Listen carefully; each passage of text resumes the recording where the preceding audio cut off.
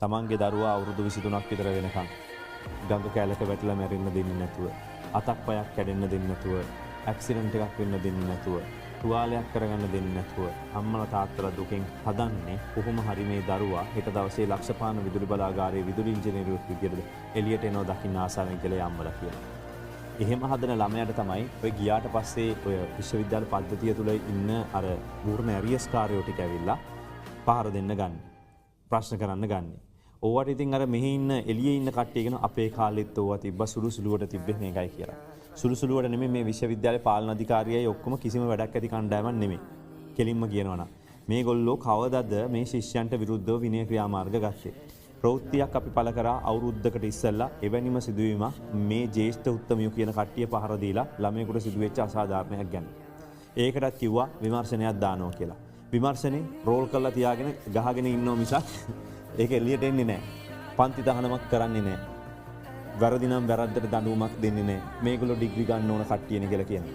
ඕවිටිකල සමන්තගේ සිද්ධියේ ඉඳලා ඊට ඉස්සෙල්ලා සිදුවීම් වලින් ගත්තොත් මේ රටේ ඉතිහාසයේ නවක වදේ හින්දා කාන්තාව විඳපු දුක මේවා ඕනතරම් කතා කරලා තියෙනවා. ඒවා මෙරි මිනිස්සු ජීවත් වෙන්නේ කොහොමද? තමන්ගේ ජීවිත කාලෙම විඳවනවා මේ වගේ දේවල් එක.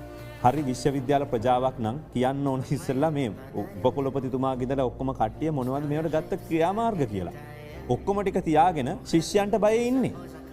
ශිෂ්‍යයන්ට බය නැත්තම් ගත්ත ඔය කමිටු දැම්මට වැඩක් තියෙනවද? ඔයගොල්ලෝ කමිටුවෙන් දීපු නිර්දේශ මොනවද ක්‍රියාත්මක කරේ කියලා කියන්නේ මේට අවුරුද්දකට ඉස්සෙල්ලා සිද්ධියද? මුකුත් කළා නැහැ.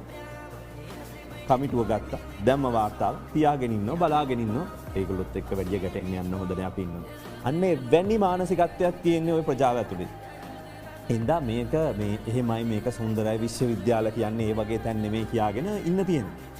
එතකොට ලංකාවේ නීතිය තියෙනවා දඬුවම් තියෙනවා. මොකද 1998 අංක 20 මේ අධ්‍යාපන ආයතනවල නවක වදය සහ වෙනත් ස්වරූපයේ ওই සාහසික ක්‍රියාවන් තහනම් කිරීමේ පනත තියෙනවා.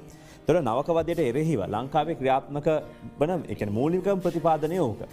මේකේ අර මට මතකද දෙවනි වගන්තිය ගත්තොත් අධ්‍යාපන ආයතනයක් තුලදී එක්ක පිටතදී මේ නවකවදය සිදු කරනවා නම් එක්කෝ නවකවදය සිදු කරන්න සහභාගී වෙනවා නම් අය මේ පනත ක්‍රියාත්මක කරලා දඬුවම් ලබා දෙන්න පුළුවන්.